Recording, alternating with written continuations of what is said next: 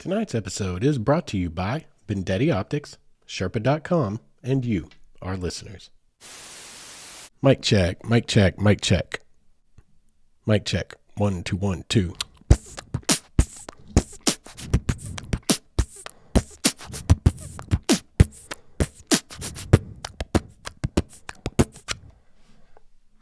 Sounds good.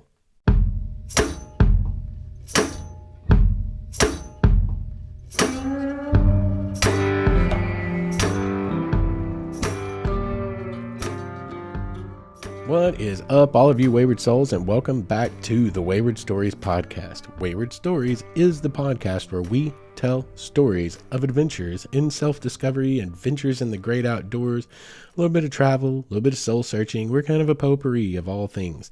But I don't smell like potpourri, unfortunately, for myself and anyone who's ever near me. But our show is a mishmash, if you will, of all things that have to do with out there exploring. Basically, it's a show about exploring ourselves, Mother Nature, the world, anything and everything. So what we do is we explore. I want to thank everyone who's been sharing the show and implore any of you who have not yet. If you're listening every week and you're enjoying every week, if you can just probably take less than 2 minutes of your time just to go into your podcast player and give us like a 5-star rating. Hopefully, you can give us a 1 star if you think I suck, but then if you think I suck, why are you listening to me every week? But it's your prerogative, whatever you want to rate us. But if you could just go in there and rate us, and even if you could drop just a couple of sentences and say, hey, I enjoy it for one reason or another, you have no idea how big of a difference it makes for us. We provide this podcast out of the passion of my heart because I love making it, but that's the beauty of podcast. And one thing I love about podcasting is you don't have to actually pay for the content. Like, I have so many audiobooks that I had to pay for through Audible that I listen to throughout my day. Podcasts are the best because my payment to a podcast is listening to a stupid commercial I don't want to hear, much like you guys get to listen to one in our show every night. But that's what you pay for the content you're listening to, right? There are a lot of content creators out there that have Patreons and stuff, and it's kind of like, okay, well, here's our normal feed, but if you want exclusive behind the scenes content and extra shows every week, pay us $5 a month. That's awesome. I actually have a Patreon. But I want to tell you guys something, and we can talk about this for a second because it's been on my mind. I think I'm just going to shut down Patreon. I'm not making money yet, and Patreon's a great idea. Okay, for independent artists, the starving artist out there. It's fair. It's a great idea. If you want to support your show for $1 a month, you pay $12 a year for some content, that's cool. And you're helping someone live out their dream and be an independent artist. That's not quite big enough yet necessarily to have advertising. Like our advertising, we don't make money off of it yet. That's me practicing for when we do. And we're getting closer to reaching those numbers we need to reach to be approached by advertisers or for us to go approach advertisers. But they're literally there basically as timestamps so we can cut actual real paying commercials into those slots after the fact. That is building a foundation properly so we have things in place so it'll flow better down the road when we do get those. But right now they're just practice. I'm gonna make a new one actually pretty soon. But they're just practice and getting you guys used to. There will be ads in this at some point because I would love to make some money off of this thing that cost me so much money. But Patreon, it's a great idea and it's fair. But for a quick example, there's a show that I love very much, and they have Patreon, bunch of Patreon people, but they also have multiple ads. Like, you guys listen to 1 60-second ad in this show every night. In this show, you're going to get 4 or 5 of those. They do get annoying, but hey, they're making their money, and I respect that. I respect that hustle. Okay. I don't have a problem with that.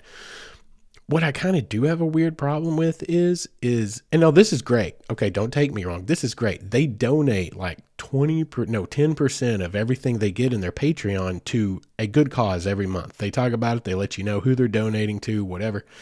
And that is awesome. The problem I have with it is the implication beyond that. It's like, this month we were able to donate $15,000 to the such and such. And that's awesome. Great. That means how much are you getting in Patreon?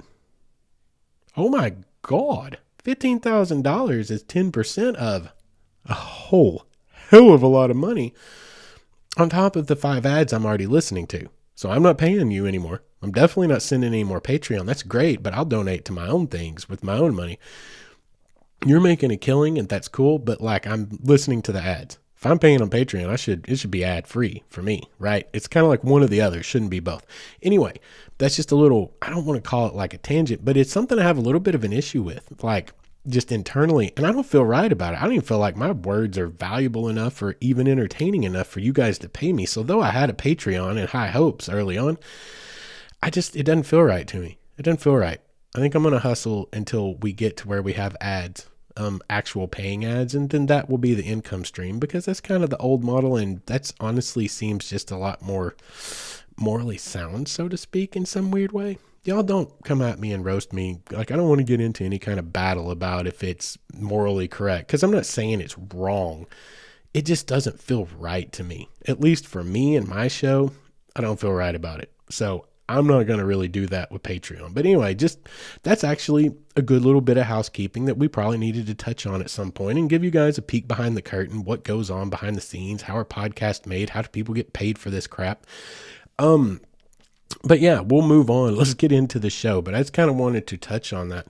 And also did I say this already? I've had a couple of takes of this first 5 minutes. I've had some technical difficulties. So just in case I did not already say this in this cut of the first 5 minutes of this show, it's very windy outside, so it's very noisy outside tonight. You guys may hear some banging, like I can't find what's banging on this structure right now as the wind blows, and I can hear it pretty well, so you may hear it bleed through. And I just ask you guys to be understanding about that, because I do not have a direct line to God or Mother Nature or whatever created this world that we live in, and so I can't really pull any favors. You know what I mean?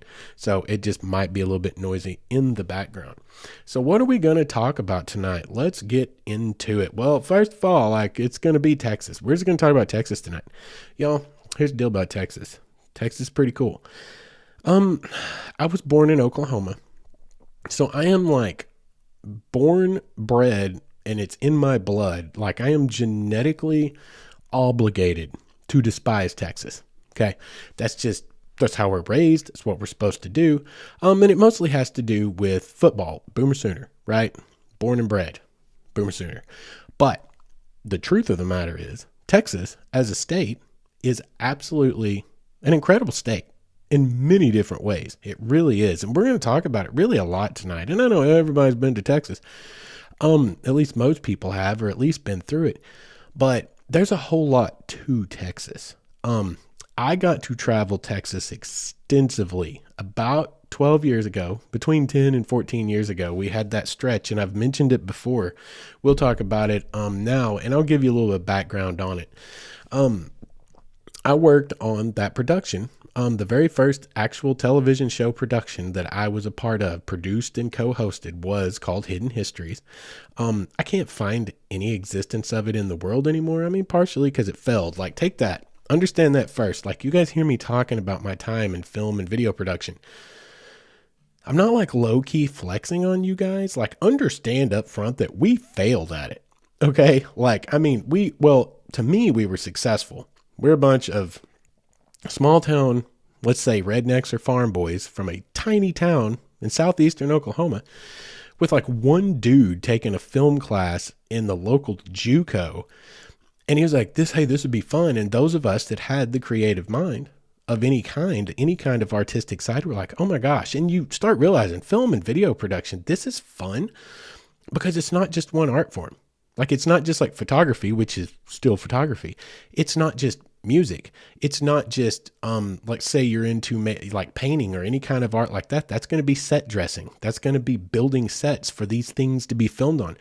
That's the cool. It's not just, being an author. It's not just writing stories and screenplays. It's all of them.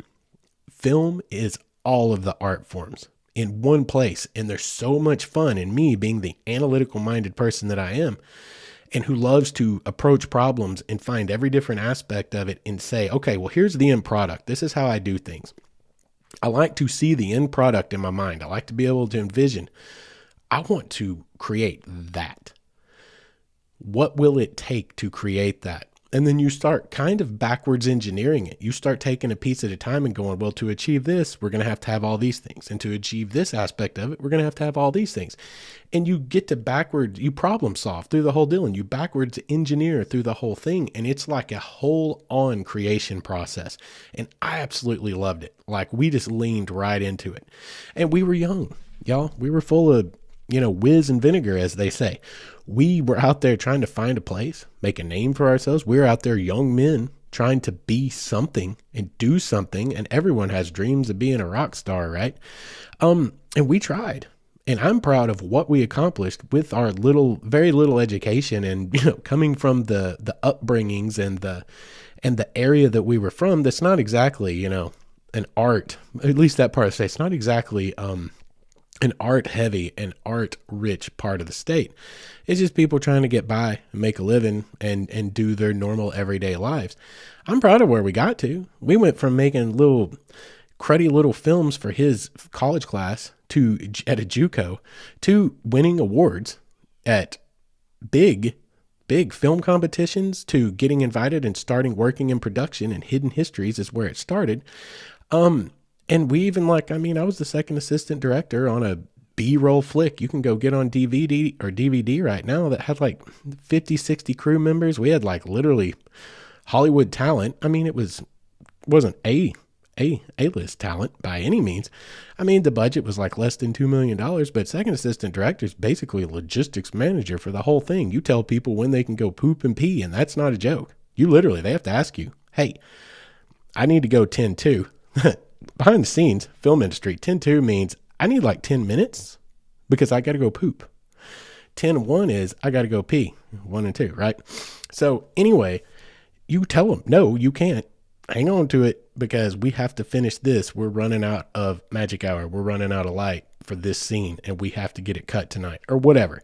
That's what you do. So we achieved some things. And even though ultimately we all basically went bankrupt, and our 2 little TV shows, you can still get a couple of DVDs of our second show, On the Fringe, that was much more us. And we were less of a, say, contributing part of, but much more the full production team of. You can still get a couple of those DVDs out there on Amazon. Most of them are now unavailable. We aired in Europe for a minute in I think it was 19 or it was 17 countries. It's been a long time ago, online digital content streaming through this company in LA and through the middleman that was in Houston.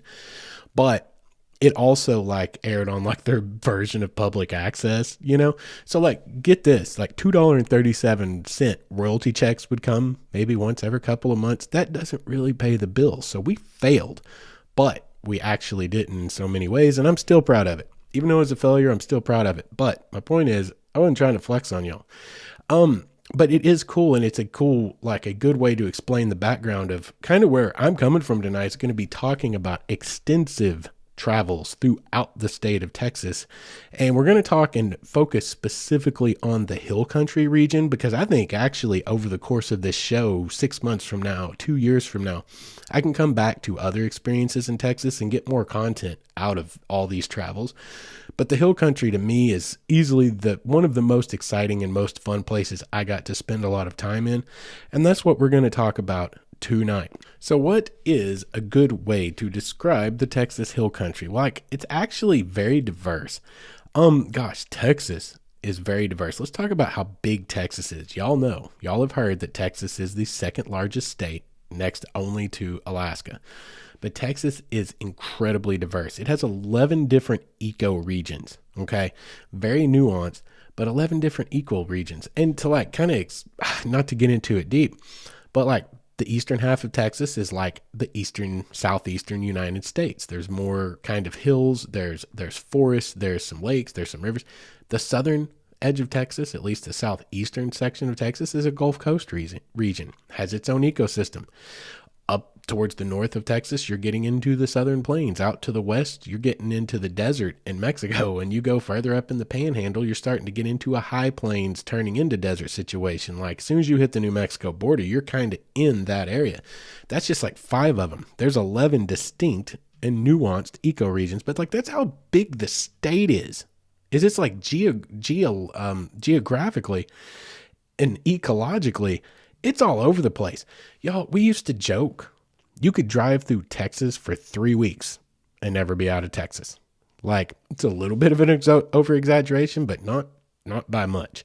I think I read something online when I was doing a little research to have some backstory for tonight's show, that one of the towns, I think up in the northwestern part of the Panhandle, is literally closer to like 4 or 5 other state capitals than it is its own state capital in Austin. That's how big Texas is.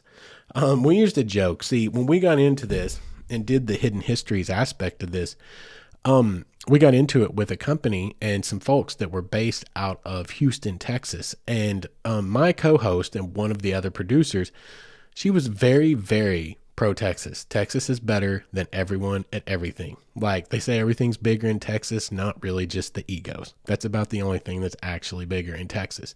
And she was one of those. And we used to we had our ways of giving her a hard time. We'd be cruising across Texas and look back at our camera operator and I'd be like, yo, Jorbo, did you know in Texas, little known fact, trivia, did you know that Walmarts are open 25 hours a day? And then he would laugh and he'd go, ha ha.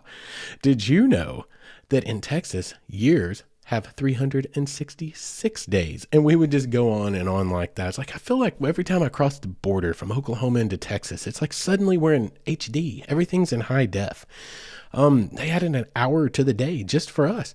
And she would get so mad at us. But, she was a little overbearing with her love. But she's not incorrect in saying that Texas is an awesome place. It is absolutely awesome. So the hill country itself, it's one of the most beautiful regions in my opinion. The northeast in the Piney Woods area of Texas where you get Caddo Lake. We have an episode about that if you want to go listen.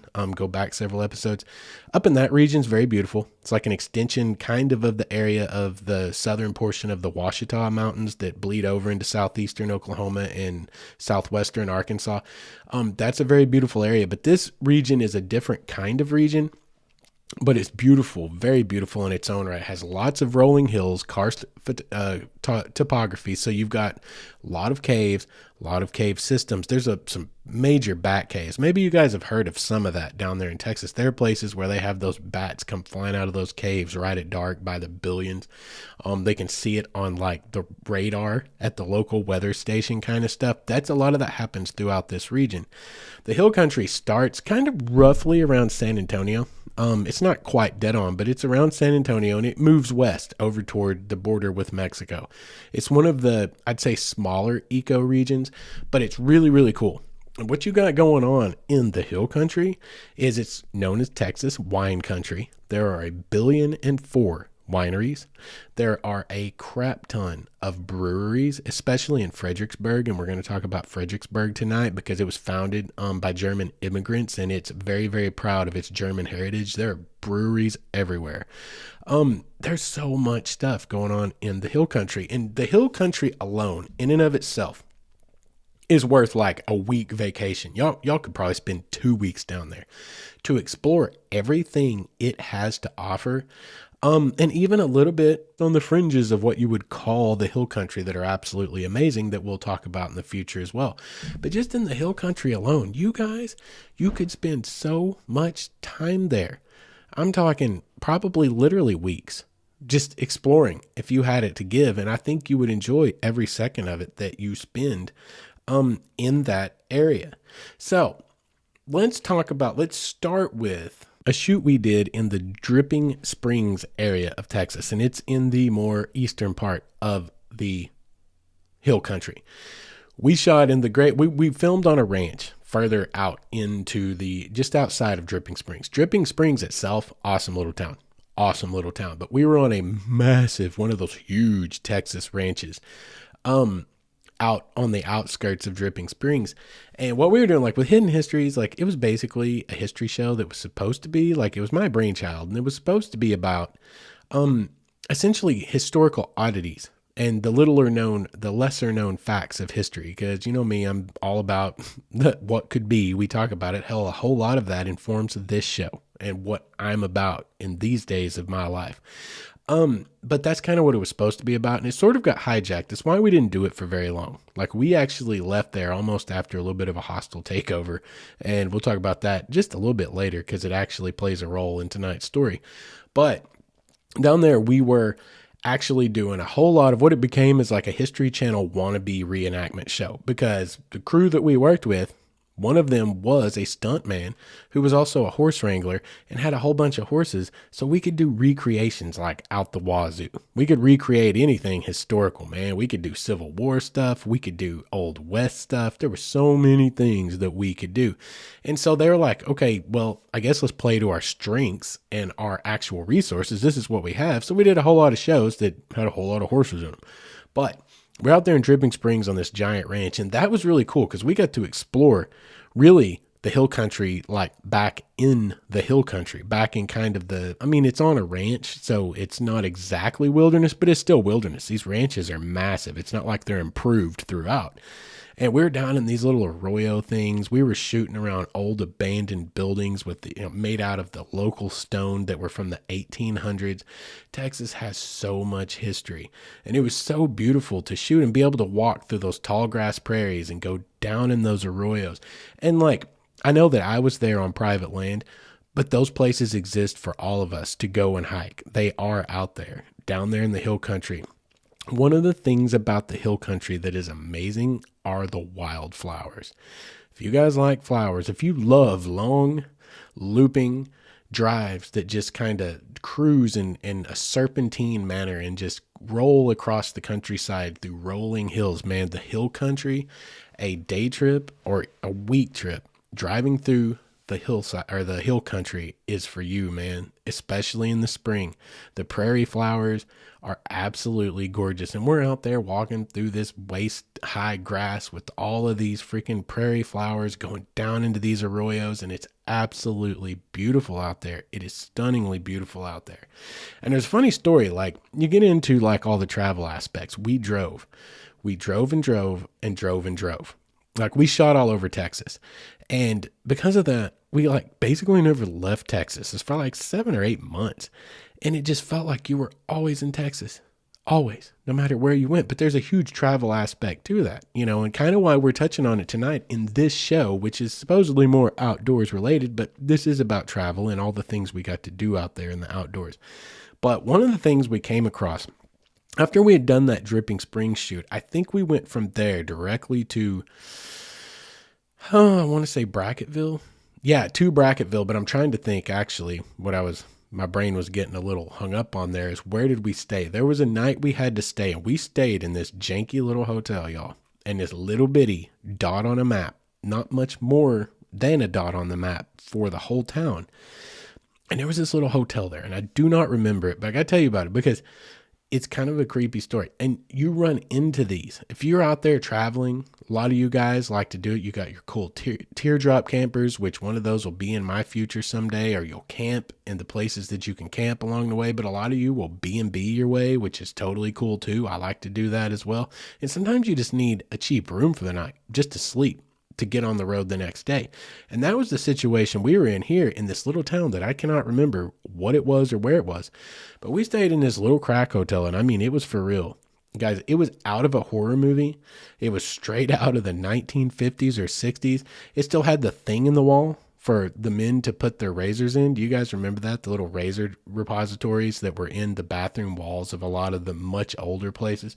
There was so much in there. But the one thing I remember most about it is the bath was so gross that none of us wanted to bathe, but we needed it. We stank. We'd been out in the Texas sun for like 3 straight days, staying on this ranch in a cabin with no running water, filming, and we smelled bad. Like 25, 26-year-old dudes, 27-year-old dudes, guys, it was rancid.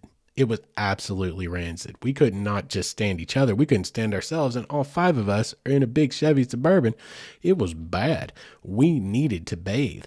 And no one wanted to get in there. Like, we actually went down to the Dollar General and bought flip-flops to come back to that place and bathe in the bathtub.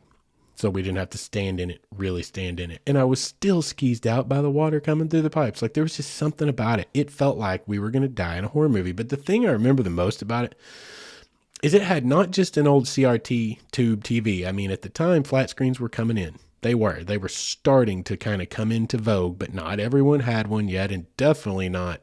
I mean, even probably major hotel brands, definitely not this place. But it wasn't even like one of the old tube TVs or whatever that just had like the kind of plastic sides. You remember they'd be gray and they'd be black? No, this went back more generations. This was the one that had like wood paneling on the sides of it.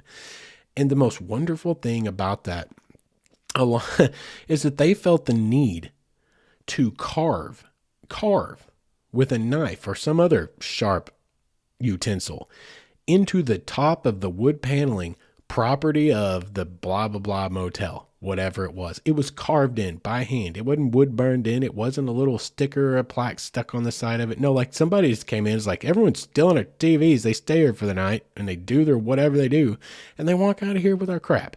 So we're going to have to and they did. They carved. Y'all, it doesn't get much more janky than that. And so we're sitting there and we were joking. We were all joking about, we had guys sleeping in the floor. We had this one dude, our grip. No, he was our sound guy. His name was Joe, and he always built what he called Fort Jose. And that was putting together 2 chairs and turning it into like a tent, into some kind of like a little thing.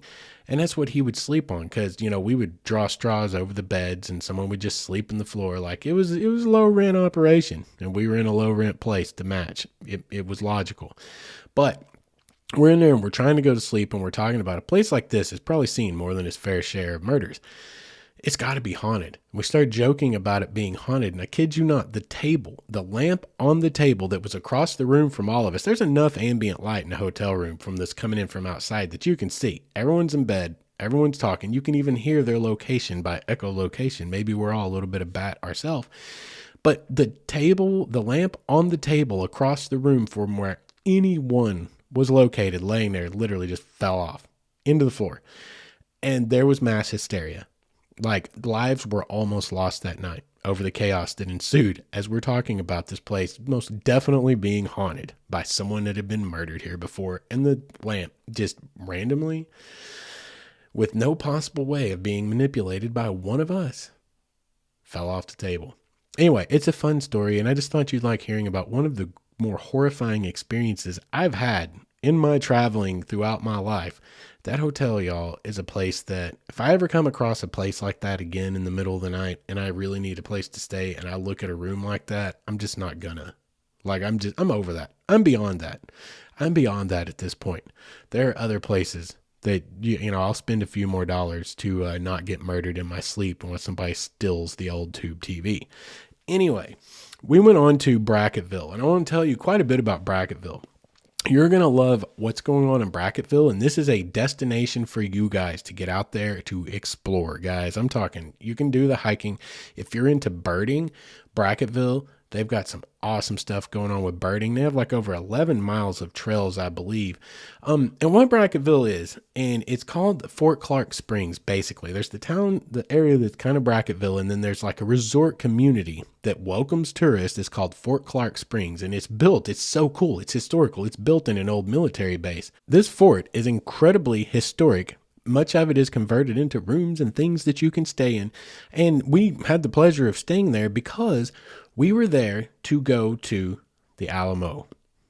Not the Alamo you're thinking of. The Alamo that was built, the set for filming to be used by John Wayne in the original version of the Alamo. Maybe you've heard of it.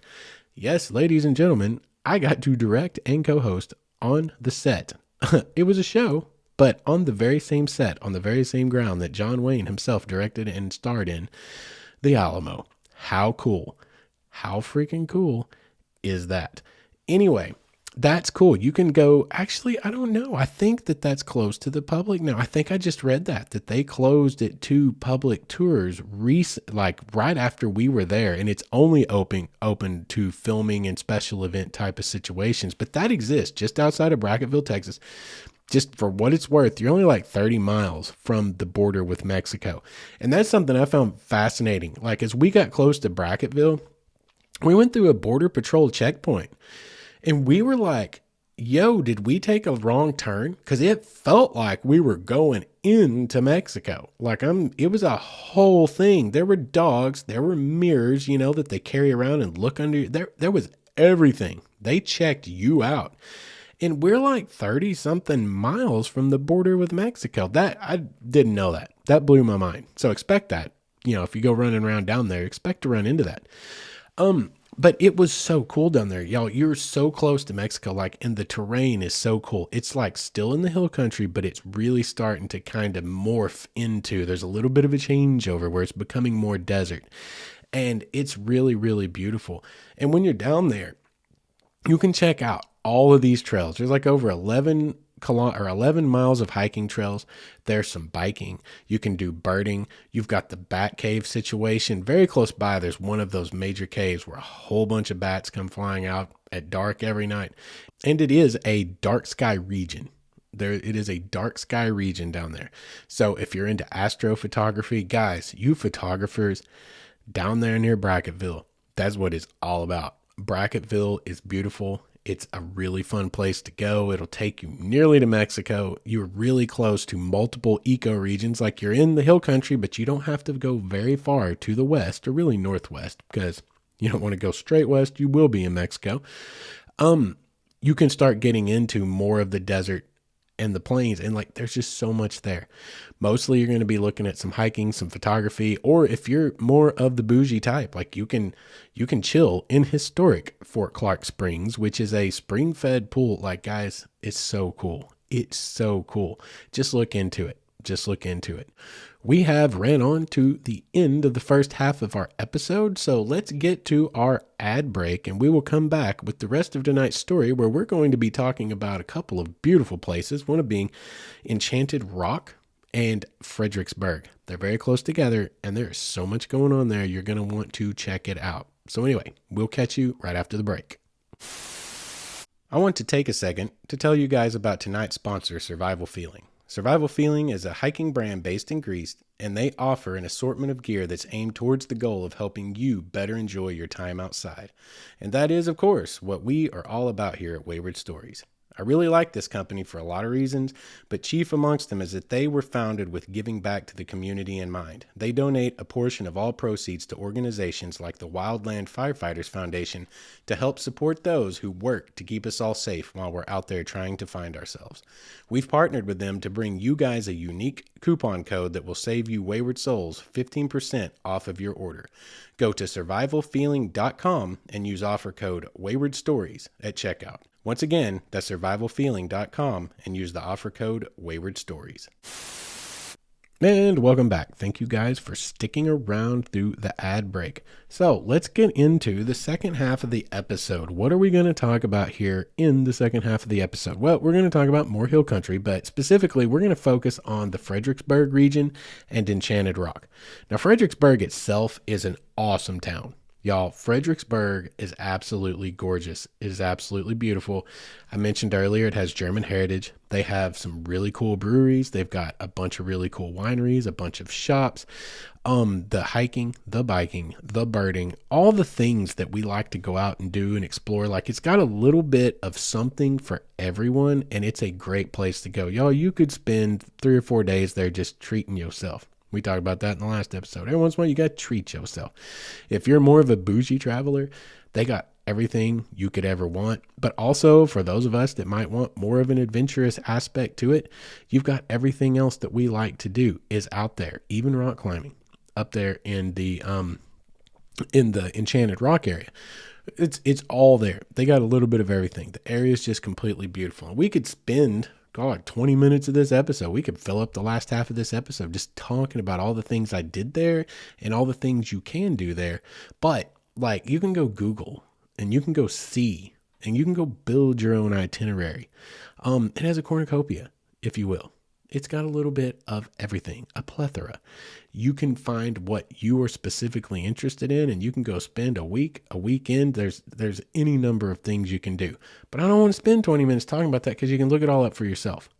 I want to talk about the experience of visiting Enchanted Rock. Enchanted Rock. What is Enchanted Rock? If you've never heard of it, you may be asking me. First of all, if you have the opportunity, if you're sitting and listening to this and you're not driving down the road or you're not at work, Google it and get a look at it. It's a beautiful, beautiful feature. So what is Enchanted Rock? It is the second largest granite dome in the United States. I say pales in comparison. I was about to use a bad bit of language that doesn't describe it. It doesn't pale in comparison. It is second only to Stone Mountain in Georgia, right there in Atlanta, which has the big Confederate monument carved into the side of it that has come under some scrutiny and controversy as of late. But that's the first largest granite dome in the United States. The second is right here in Fredericksburg, about 20 miles north of Fredericksburg, actually. Enchanted Rock, again, it's a granite dome, came from volcanic activity, as I've read from some volcanologists. And it's like got a lot of fancy things and fancy words that go in there that I can't really fully understand, explain, or pronounce for you. But basically, a bunch of hot lava, magma, came to the surface and cooled in this giant dome. And there's a whole lot of stuff that goes into that. But what we're left with and matters to us here today is this a giant granite dome that has a lot of things going on for it. You know, the reason we were there is we were again there for a shoot. And what's going on there is a whole lot of really cool folklore. I think the name of that episode was called Battle Texas. And I think we were there to film one of the folklore incidents of something that happened with either an outlaw or a soldier. But anyway, we got to explore it through and through, top to bottom. You know, the park attendants were right there with us. Like when you show up with a film crew, people are like, hey, yeah, what can we do for you? And they walked us through and they told us the whole story and told us a bunch of the folklore. And that's a lot of what's cool about Enchanted Rock. There are many, many stories of folklore. It goes back to time immemorial. It goes back all the way to before recorded history in the U.S. to where we're in oral history and we're into the local native indigenous people and their stories. Enchanted Rock is one of those places. Do you guys remember right around Christmas time? The episode I dropped that was called Sacred Places, Enchanted Rock would be one of those sacred places. It carries that feeling. When you get there and you set foot upon it, you walk up onto it, you climb up it, you can feel it. It feels different. It is absolutely one of those sacred places. And I can't believe I didn't think to mention this, but in the last episode, I was describing the exact same thing, the Wichita Mountains to the north, quite a ways. Because you can drive in Texas forever and not get out of Texas. But to the north, we talked about the Wichita Mountains. The Wichita Mountains absolutely are one of those sacred places. Y'all, for real. One of those places that just feel ancient. You can feel, almost tangibly, physically feel the history that's tied to it. There's something there. There's an energy to it. You can just feel it when you're there. Absolutely gorgeous. Enchanted Rock is one of those places as well. And I'm not the only one saying that. The natives of the area absolutely revered it. Many of them would not tread upon it. It is said that some of them offered sacrifices at its feet in order to appease it. It was considered a very spiritual place. The folklore that surrounds it is absolutely fascinating. Almost all the folklore focus on, one or two kind of variations, but there'll be multiple versions of that variation. But they kind of focus on one or two things. One is for the natives. It is revered and respected as a spiritual place, and usually it's because a group of young warriors or some such ended up on that rock and passing on that rock, and their spirits reside upon that rock. For some of the natives, it was where they thought that their ancestors came from. It was their beliefs that that's where they originated from. You find that in a lot of Native American lore, like the Choctaw people, which I have some lineage from, and I have a video about the Nanawaya Mound in Mississippi back in our YouTube feed. They believe they came out of a cave that was in the side of the hill there. That's extant in a lot of native origin stories. And there were local tribes, local indigenous people that believed they came from that rock. This rock itself, it juts up over 400 feet out of the rolling prairies, much like the Wichita Mountains do. And it juts up by itself and it stands there prominently. Now, when you climb to the top of this, you have a 360-degree panorama of the Texas landscape. There's nothing blocking you in any direction. You are in the highest point for miles and miles. The only thing that's going to stop your line of sight is the curvature of the earth, which is round. Because science, okay? Because science. But the curvature of the earth is the only thing that's going to stop you. And to a certain degree, you can kind of get a sense of that. You can look far enough into the distance. And it's absolutely has a magical air about it. You get on top and you're looking around, you can see the whole landscape. This rock, it's beautiful. The kind of granite that it is, it has certain gleams and glints to it in the right sunlight. And it also has these little things called vernal pools. And a vernal pool, for anyone who is unaware, is essentially shallow indentions in the tops of the rock that will hold rain when it rains. But what's crazy about these vernal pools is they are their own tiny microcosmic ecosystems. Within these vernal pools, y'all, there are these things called fairy shrimp. They're actual living critters, not just bacteria, okay? Like actual living critters that live in these vernal pools. And it's like, well, you're in Texas. It's hot all the dang time. It don't rain that much when you're getting out there further and further closer to the desert, right? How do they live out there? Is there always water in those pools? No, there's not. It dries up. But these things, their eggs will actually survive the beating Texas sun. They basically go dormant. And then when it rains and it fills up, yep, they spring back to life and get back to making more fairy shrimp babies. And like they have a whole tiny microcosmic environment going on in these vernal pools. Like it's super, super fragile, but it's super cool. Like you have to be careful when you're up there. But it's really, really, really fascinating to see all these little vernal pools and to be on top and to have this panorama of the entire landscape all the way around you. And when you stand there, you do very much have a sense that, like, I don't know, the only word I can find is it feels ancient. It feels like it has a memory all its own, thus making it, by my definition, in the Wayward Son's dictionary of things in the world, one of those sacred spaces. And it was revered as such by so many people.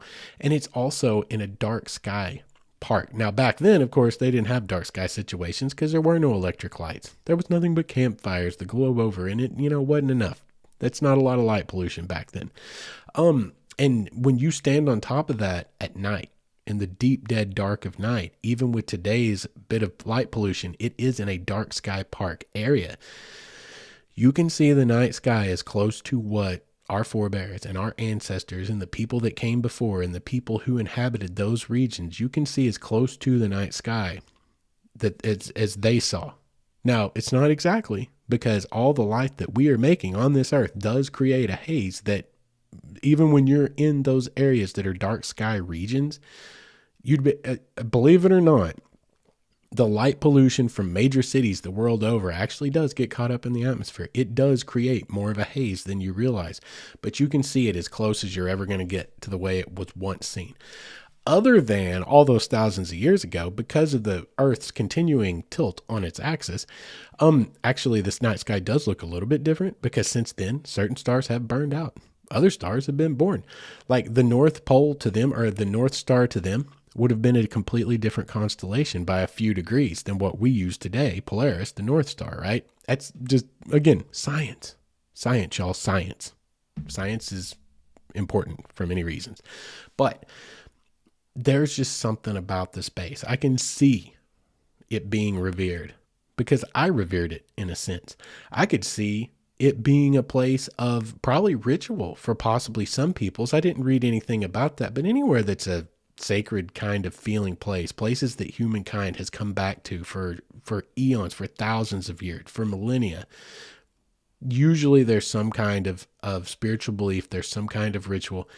There's something there that just feels special. And when you're there, you take part in that. You feel that specialness along with all those people that came before you. You tread in the steps of Texas Rangers. When you're going to Enchanted Rock specifically, that's one of the bits of folklore is a Texas Ranger holed up in the little crevices and cracks in the places on that giant granite dome to save his own life because the local natives were trying to kill the heck out of him because, we white men were there taking all their crap. And It's kind of funny, y'all, when you get into the history, and you'll see this a lot in Texas, a lot of the forts in Texas that still exist. There's another one, I think it's Fort Griffin, and it's way further north, but I spent a night out there because it's a dark sky park. And you get to reading the not literature, but like the plaques and the ways they describe the situations from, the 1950s and 60s, looking back on a time from the 1850s and 60s, way before a more politically correct movement came along, which I like to think of as just, everyone calls it the woke thing or everyone calls it PC. No, a lot of it's just actual truth. That's what gets lost when you politicize quotes like that, when you politicize terms like that. What gets lost in that is there's a lot of truth in a lot of those things. It's not all of them. Like I said, he goes way extreme a lot of times, but there's a lot of truth in it. Like, we've definitely whitewashed our history, and you go back and you see those plaques down there in Texas, and some of them are there from 1967 or whatever. And it's like, this fort was established to protect the innocent, God-fearing, Christian, upright settlers who were just trying to innocently farm these lands from the savage inhabitants. And like, savages is a word that gets used so often, and it's all about basically, well, obviously our culture is better, and like, we deserve this more. So like, why don't they just like get in line and let us Christianize them? And I'm not just like speaking off the top of my head. This isn't historical documentation. This is what we were trying to do, is Christianize and civilize the natives. And they were just fine, just the way they were. They were happy alone, and we intruded upon them. They were not savages and bloodthirsty. They were fighting back. They were fighting back against having their stuff stolen. Like, what would you do if someone came in your house and just walked out the front door with the TV? You'd probably try to stop them. That's the equivalent of what we were doing to them. And that's just a hard truth. That's not a woke statement. I'm not trying to be woke. I care about history and the truth, and that's just the truth. But anyway, you see a lot of that. And that's where this story of the Texas Ranger is these horrid savages were bloodthirsty and out to kill him, and he rode out the night there and was able to save himself. And that's one of the bits of history that surround Enchanted Rock.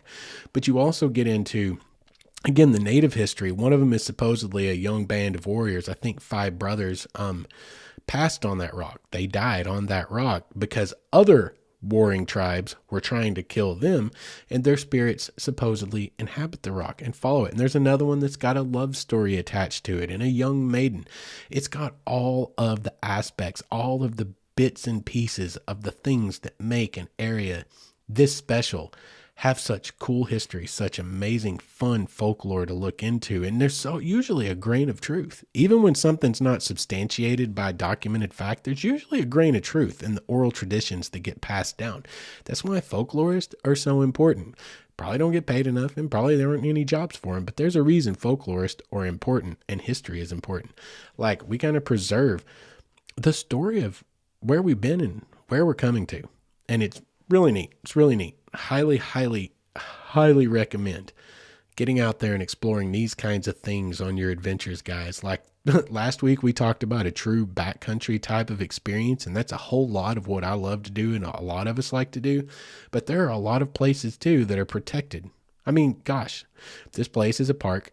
It is protected. It's a national natural landmark, as a matter of fact. It's national parks administered within that realm.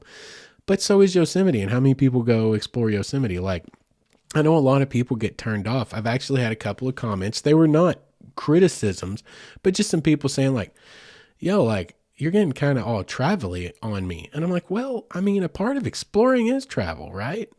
Getting where you're going and the things you can find along the way. And a lot of the stuff out there is not, quote unquote, uncivilized anymore. It's not backcountry because it's so amazing that someone protected it and turned it into a tourist draw, like turned it into a place that people want to go see. Like, there's nuances to this. It's all about travel.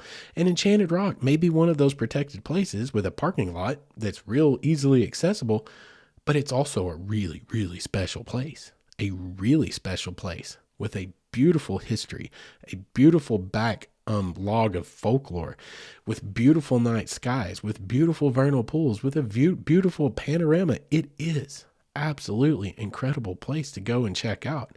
And I hope that you guys will. And that was our shoot, was basically, again, talking about, I think it was the Texas Ranger situation. We had like a reenactor there and cap guns and the whole thing, they were fighting and doing their thing. But also we got our tour by the park interpretive officer or whatever. Told us everything about it, explained all these stories to us, took us up and showed us the vernal pools and all the things that are on the top. Just absolutely gorgeous. But then we got to go back to when we left Enchanted Rock, and now segue. Look at me, smooth as silk, baby. Go right into that segue. When we finished there, we got to go back to Fredericksburg because that's where we were staying. So as I mentioned, Fredericksburg's absolutely beautiful. Got all these things. I want to tell you a quick little story here. One of the things is when you roll into a town, you call the Chamber of Commerce and you say, hey, we're a film crew. We got a production company. Here are our credentials. Here are our press creds. We're going to come into town. We're going to film something out at Enchanted Rock. But what you got going on in town? They roll out the red carpet for you. Now, keep in mind, like I told you, we're a small-time production, and ultimately we failed, so I'm not flexing. But I am telling you a fun story. When we were there, everyone wanted us. Everyone wanted us. Come to my winery. Come to my brewery. And we did. Most of them. You take advantage of those moments. Because here's the thing. People don't realize that for every 2 days you get, for every 2 days you get to spend on the road, well, God, 2 or 3 hours of it are maybe 8 or 10 hours total are super enjoyable things. But the rest of it's all driving, being constipated from driving for weeks at a time. Right? Let's be real here. And every single episode constitutes about 90 hours sitting really close to a super stinky guy in an edit bay, basically supervising and helping to edit your production. There's a very tiny percentage of the time that's actually glamorous. And for us, it was super small time glamorous anyway. It's not like we were that special, but they roll out the red carpet. We got free everything. We got hammered. Just filming one day, working our way down this trip because every winery wanted to be in our show that was going to air in Europe, right? Because they want tourists. They want their name to be known. Everyone was giving us free samples. This one brewery, they took us in, showed us their whole big brewing process, and then they gave each and every one of us this giant growler full of their beer. I had 2 of them actually for years, and I eventually gave them away as gifts to people who did drink because I quit drinking. And I gave them away. It would have been cool to keep around, but I gave them away to people that really, really loved them as gifts. But they gave us this giant, and there's no open container law. You're walking down the street with your crowd. We got hammered. We didn't have a whole lot of usable footage from that day, to be completely honest. But we got all of this cool treatment. And somebody, when we were at that brewery and we're sitting at the table and they're going through the process and we got this camera guy over here and he's trying to film, et cetera, et cetera. This one guy leans back to me and he says, I wouldn't mind having your job. And I looked back at him and I was like, well, days like today, I don't hate it. I absolutely don't hate it. And again, like I said, they don't see what you don't see is literally hundreds of hours of production on the other end of it. There's 90 hours of production for 1 hour of film, 48 minutes that goes on a screen. And it's not fun stuff. That's not the fun stuff. But it's kind of cool. You get all that. We got access to so many places over the years into these historic. It was, for me, I was a kid in a candy shop. I got to go into places a lot of people never get to go into. It's fun. That kind of stuff was fun. And I missed that part of producing those shows. But while we were there, I actually told that little tangent, but there was a point to it, is everyone wants to get a hold of you and wants you to come film something at their location. Well, while we were in town, we had the Chamber of Commerce, the woman that was the point of contact in the Chamber of Commerce called us up. It was like, hey, right now, while you guys are here, they are having the last ever reunion of Pacific War Fleet veterans at the Pacific War Museum that we have here in Fredericksburg, and it's the last one ever. Basically, they've all passed. There's very few left, and this is the last organized reunion of these vets that's going to be here. Would you guys like to come down here? And we were like, yeah, we've got to come check that out. Now, I'm going to tell you guys a personal story here, and it may be it's not TMI, but it may be. I'm a little bit uncomfortable telling it because I don't want y'all thinking that I'm all crazy or woo-woo or anything. But I don't know. I just want to tell you this story because it fascinates me. So right before this episode, we were at the very end of our time with Hidden Histories because we were kind of the victim of a hostile takeover in a way. Like the original site, my original brainchild, the original concept had been essentially morphed into something we weren't happy with. Our pay wasn't what it was supposed to be per the contracts. The contracts, everything was getting screwed up. Like anyone's ever worked in the industry, like, or had any kind of touch with anything with that, it's par for the course. It is what it is. We were small time, and we were the very small time part of the production crew, my company. And, we were losing control of everything, and we weren't happy about it. And we were really, really, because we were also dying financially. It's not like it was paying us so much money we could put up with it. Bills weren't getting paid at home. I'm 27 years old, 28, trying to live a life.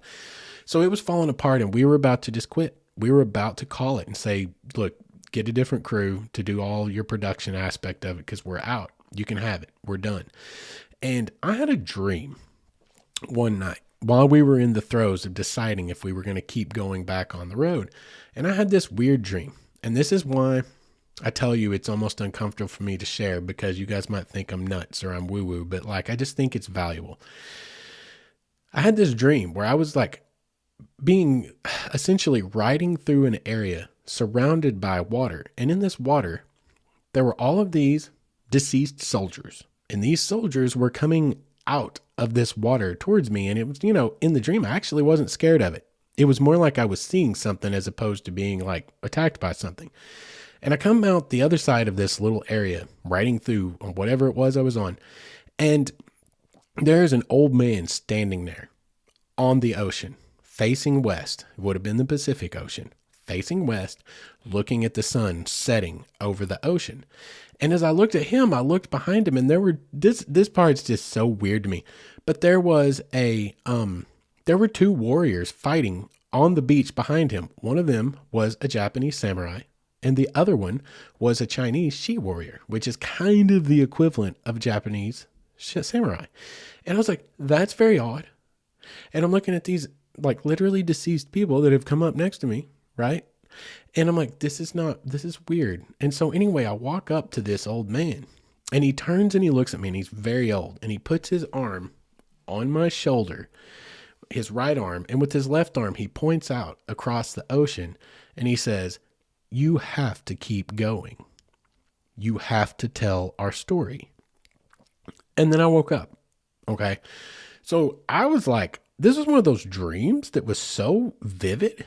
It wasn't lucid. I wasn't like, thinking my way through it and controlling it. It wasn't a lucid dream, but it was just so vivid. It was so real.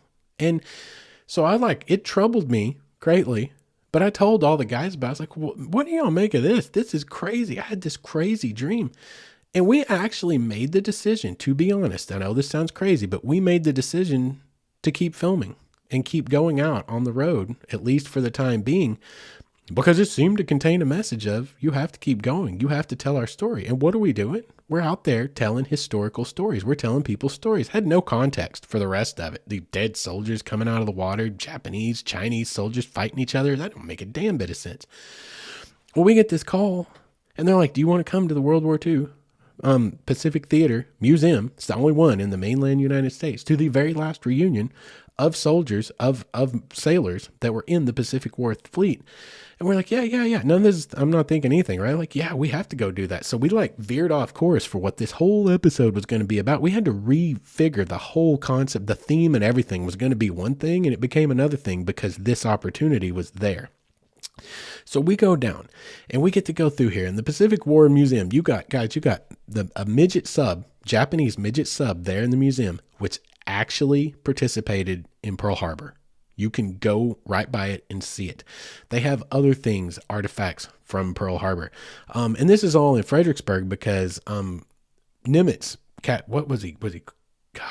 Commander. He was the commander of the Pacific Fleet. But Nimitz was born in Fredericksburg. So they have this museum dedicated to the Pacific War theater, because there was a couple of different theaters in World War II, if you'll recall. And this whole thing was going on. We go in there and it's amazing. They have an amazing museum, guys. You have to check this out. But what ended up happening is we got to interview a bunch of people that were fought in the Pacific War theater. And these guys are getting really old. Like we were back in '09, '10, we were losing a lot of people. Like there was very few left World War II veterans. Um, and we got to interview one man, and that guy survived the attack in Pearl Harbor. He was on one of the ships in Pearl Harbor. He was there, and he told stories to us that made us cry on camera. Like me, my co-host, look over at our camera guy, Jorbo, sound guy, Jose. Everyone had tears, or at least watery eyes, because this guy told stories that I'm not going to tell you here because I'm just not going to make it that dark. But he told us stories of what he saw and what happened that day in Pearl Harbor, firsthand eyewitness account. And it meant apparently so much to him to be able to tell this story and know that at least all these people in Europe were going to see it. Like, we never got distributed in the US or anywhere else, but at least a bunch of people in Europe were going to get to see this. And it meant a lot to him to get to tell his story to a broader audience. And his daughter stayed in touch with me for years after that in emails up until he passed a few years later about what it meant to her and to him and what she was doing to try to continue the legacy of all these soldiers that fought and died in the Pacific World Theater and the ones that survived and everything that they went through with that, survivor's guilt and stuff. But anyway, it was very meaningful. It was a big, important thing to them. And it dawned on me after the fact, not while we were there. It dawned on me after the fact when we kind of had it all in front of us in a tangible format of what we had just done on that last shoot, that I was like, oh my God. I'm going through an area where all these dead soldiers are coming out of the water. Pearl Harbor, y'all. Now it didn't look like Pearl Harbor. My point is there were many, many died in those waters and drowned in those waters. And they're coming out of the water. I get to an old man who has a Japanese and a Chinese warrior fighting behind him. Yo, do you know why World War II started in the Pacific Theater? Do you know what the biggest preponderance of all that came from? It was a war between Japan and China. That's a true story. Go look it up. A lot of people don't know that. It's like World War II history for a lot of people started with Pearl Harbor. That's not where it started. It started earlier, and it started between the Chinese and the Japanese. We're standing at the Pacific Ocean, looking west across the Pacific Ocean, looking at the sunset in the Pacific Ocean, towards Hawaii, towards Japan, towards that direction, things I never would have seen. And this old man's got his arm on my shoulder saying, you can't quit now, basically. Don't stop now because you have to tell our story. And like a week later, with no way of knowing that it would ever take that turn, this episode was about something completely different. We're standing there with an old man that fought in a war in the Pacific Ocean telling his story. And that, to me, I don't know how you can write that off as some kind of a strange coincidence. It is what it is. Think what you will of me. But I wanted to share that story because, I don't know, man. Like, there's so much crazy context to that. There's so much to that I just think that there's a lot of value in to consider. And I just wanted to put it out there. I don't know. I just wanted to share it. Anyway, we got to do this whole episode where we got to check out the World War II Pacific Theater Museum, which you guys should check out if you get to go to Fredericksburg. Go see what I saw. Go see what I was there for. Go see that midget sub. Go see all of the replica things. Go and see all the actual artifacts. Go and see this beautiful, beautiful campus they have for this World War II museum. Fredericksburg, Enchanted Rock, the Texas Hill Country, all of these things combined, guys. There's so much down there in the Texas Hill Country, Brackettville, so many other places, Dripping Springs. There's so much in the Hill Country. If you love wildflowers, if you love bats flying out of caves in mass, if you love birding, if you love hiking, if you love anything, if you love drinking, go to Fredericksburg. Y'all, there's so much. There's a little bit for everyone. There's something for the bougie traveler to go treat yourself, all the way down to the avid adventurer that wants to get out there and really, really explore something and see some absolutely beautiful natural wonder, all the way to the extremely spiritual person that wants to go experience what it's like to be at a place revered by Native Americans and everyone that's come since alike in Enchanted Rock. There's so much down there to go and check out. Anyway, now that I told way too personal of a story that some people will probably think that I'm nutso after listening to that, let's wrap up this episode. I'm looking at my camera here. It's at 33 minutes. We got a full hour episode out of tonight, it looks like. So let's wrap it up, y'all. Texas Hill Country.